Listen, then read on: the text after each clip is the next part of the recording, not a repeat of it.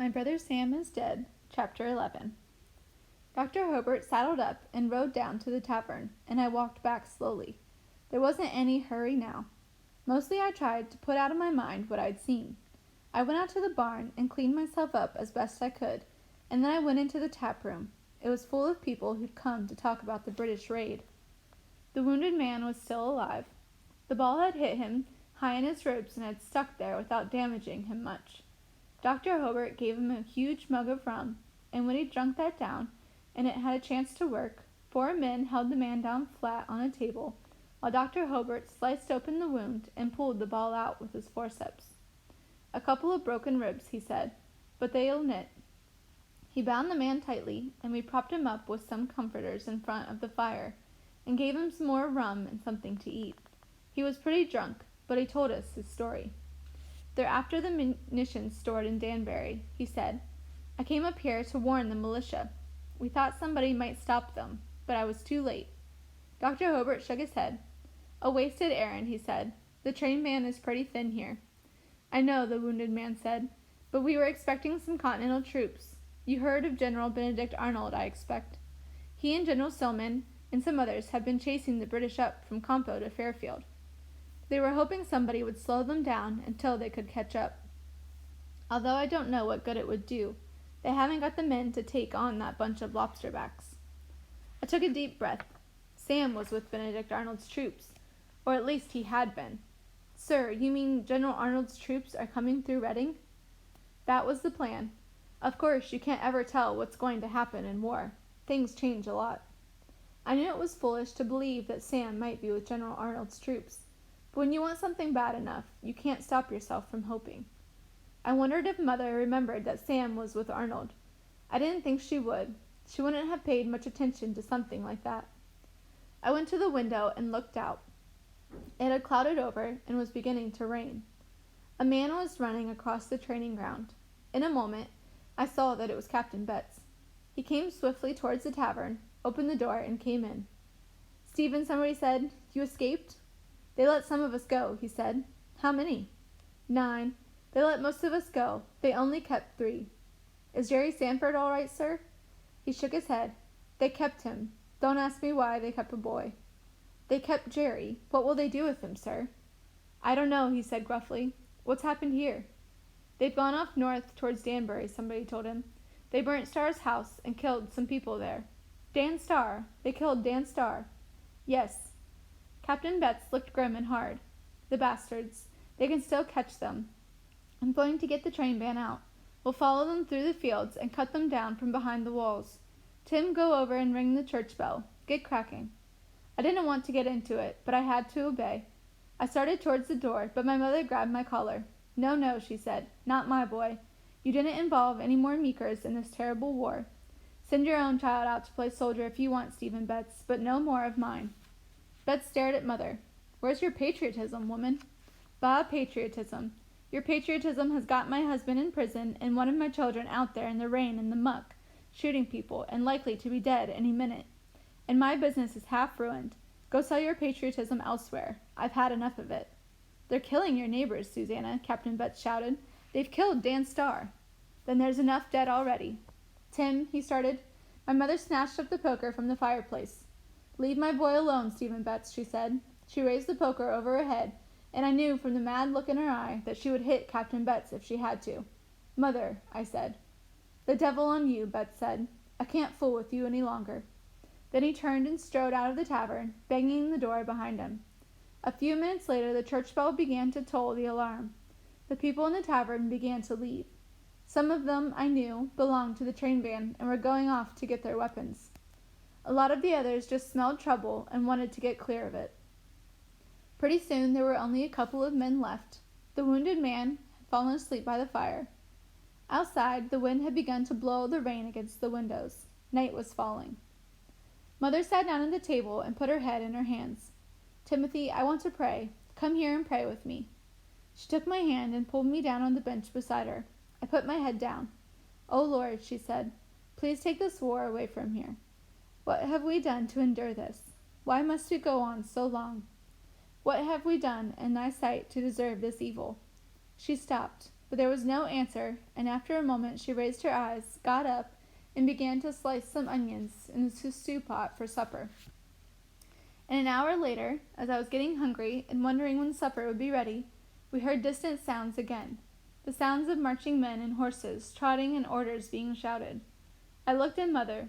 The wounded man by the fire raised his eyes. "They're coming back again," he said.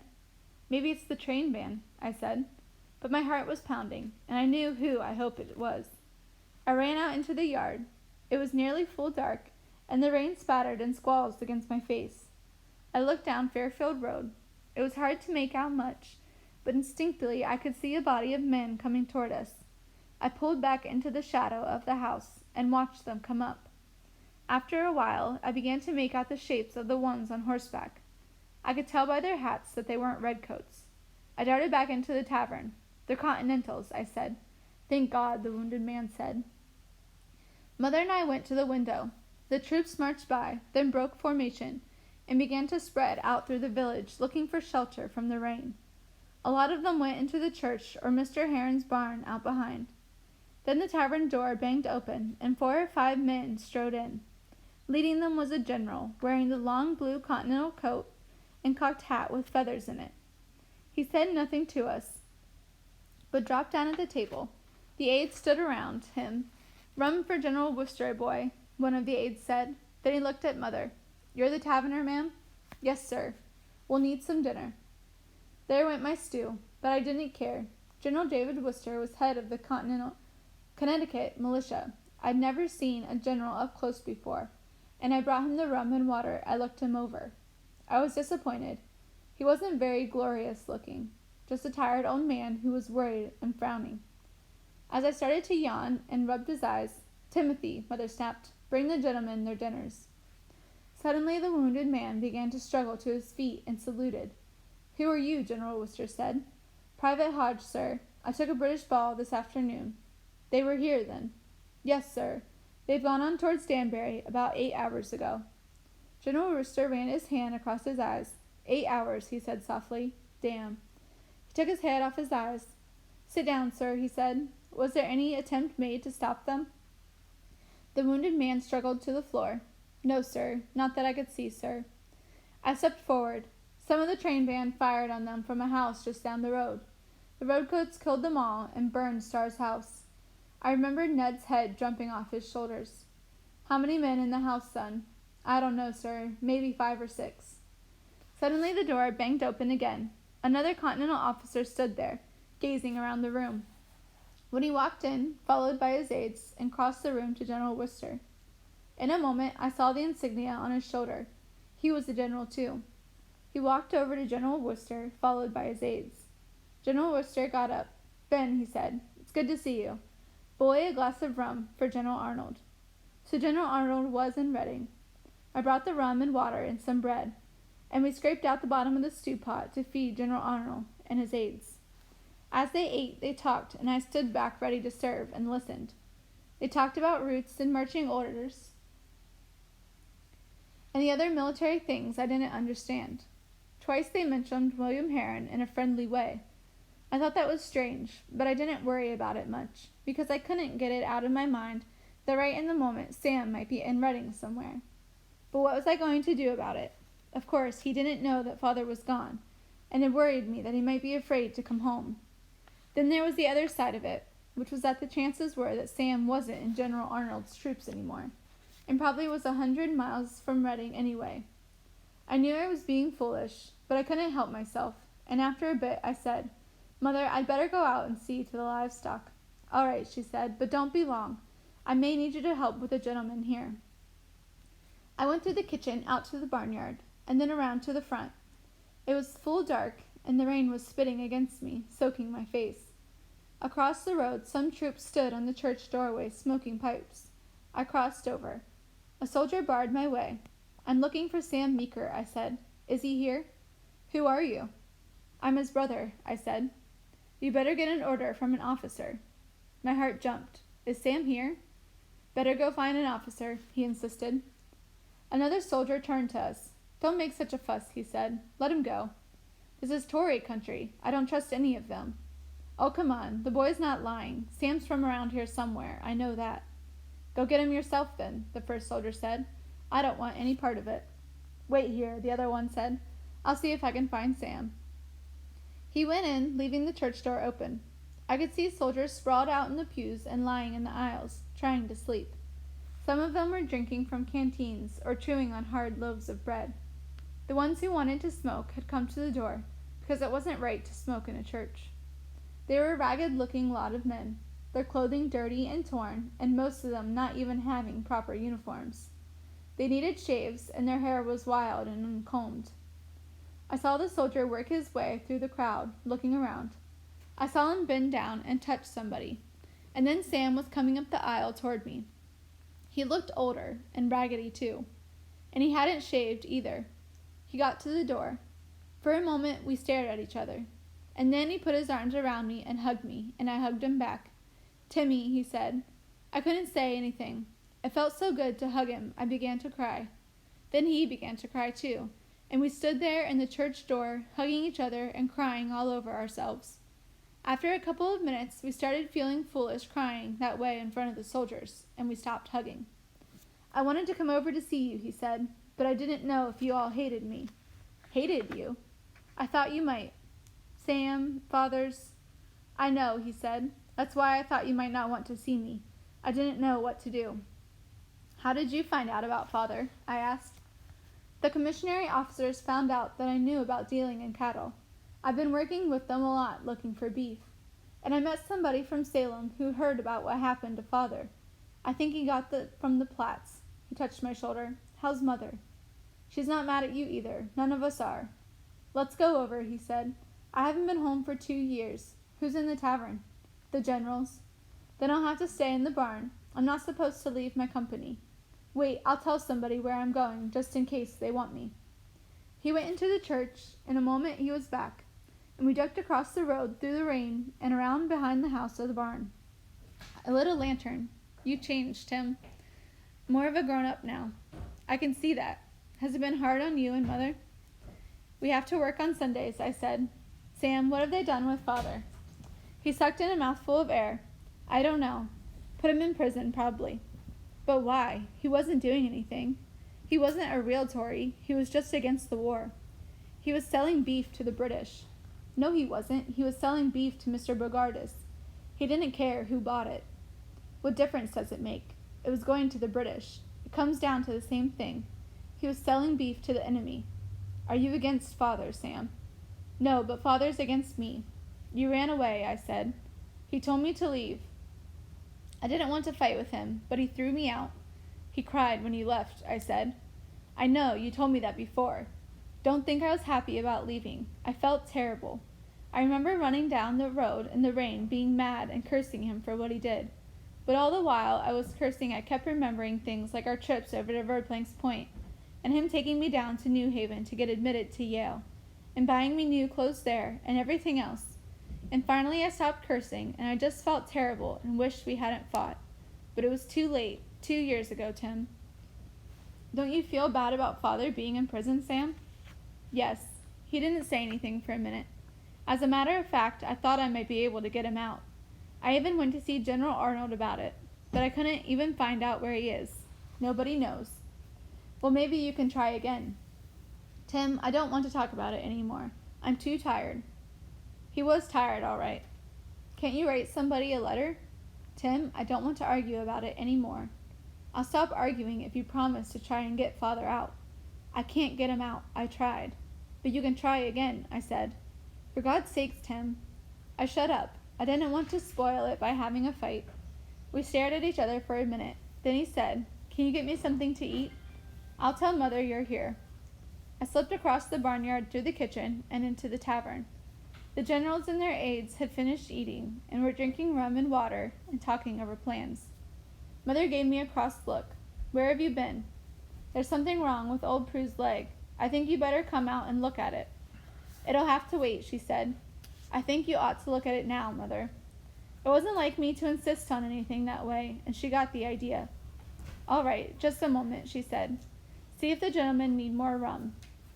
I filled the glasses and helped her clear the plates, And then we went out through the kitchen and into the barnyard. What's happened, Tim? Sam's in the barn. She stopped dead. Sam's here? That's where I've been looking for him. Thought he might be here with General Arnold. She started to run, but then she thought better of it and walked steadily out there. When Sam saw her, he came a little way out of the barn shadows. For a moment, he and Mother stared at each other, and then they began to hug, and I came up and put my arms around both of them and hugged them together. Then Mother pushed back and stared at him. I haven't seen you for 2 years, Sam, she said. He grinned. Do I look different? Dirtier, she said. He laughed. Is that all? No, older, she said. You've gotten older. Tim has too. I hardly recognize him. He's had to grow up fast, Mother said. He didn't have much choice. I thought you'd all be mad at me, he said. I didn't know if you'd be speaking to me. Oh, we're willing to speak to you, all right, she said. We need you back home. Hey, Tim, I thought you were going to bring me something to eat. He was trying to change the subject. I forgot, I said. Tim, get your brother some bread and a piece of that ham that's hanging in the kitchen. I went back to the kitchen and got the food. I knew they were going to have an argument. When I got back to the barn, Mother was saying, Sam, we don't even know if he's alive. You have to come home now. We need you. That was the first time I'd ever heard her admit that Father might be dead. Sam winced. It hurt him. I don't think he's dead, Mother. I handed him the food. Oh, lovely, he said. Thanks. He tore off a piece of the ham with his teeth and then stuffed a hunk of bread into his mouth. I said, Is that the way they eat in the army? I knew it wasn't going to do any good to argue with Sam. He wasn't going to change his mind. I didn't want Mother to have a fight with him. He swallowed. I guess we figure if we're lucky enough to have anything to eat, we don't care how we eat it. But Mother wouldn't give up. Sam, you have to come home. We need you.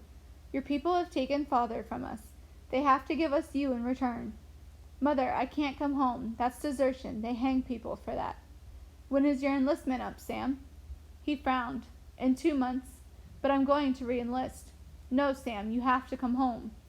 Mother, I said, don't argue with him. You can't make him change his mind. He's just being stubborn, she said.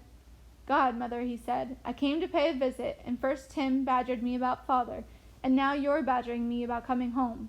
I can't come home until it's over. It's my duty to stay and fight. You have a duty to your family, too. My duty to my country comes first. Now please, everybody, stop arguing with me. And get killed in the meantime, she said. Maybe, he said. If we were quiet for a moment. Then he said, We've made a promise, a group of us, not to quit until the redcoats are beaten. We've made a pledge to each other. Oh, Sam, that's a foolish promise. I said, Mother, stop arguing with him. You're both fools, she said. He was getting angry. For God's sakes, Mother, people are out there dying for you. Well, they can stop dying, Mother said. I don't need anybody's death.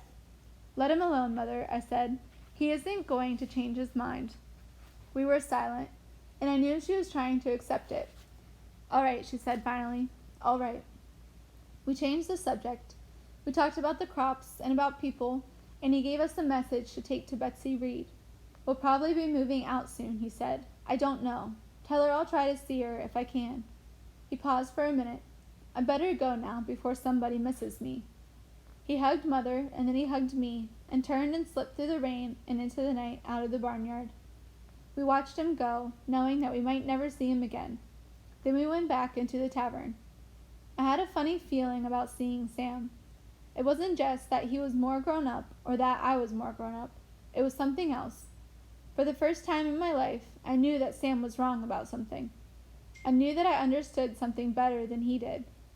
Oh, I used to argue with him before, but that was mostly to show that I wasn't going to just agree with everything he said. But this time I knew that he was wrong. He was staying in the army because he wanted to stay in the army, not because of duty or anything else. He liked the excitement of it. Oh, I guess he was miserable a lot of time, but he was cold and hungry and maybe being shot at, but still, it was part of something big. He thought that he was doing was important. It felt good to be part of it, and I knew that was the real reason why he didn't want to come home. Knowing that about Sam gave me a funny feeling. I didn't feel like his little brother so much anymore. I felt more like his equal.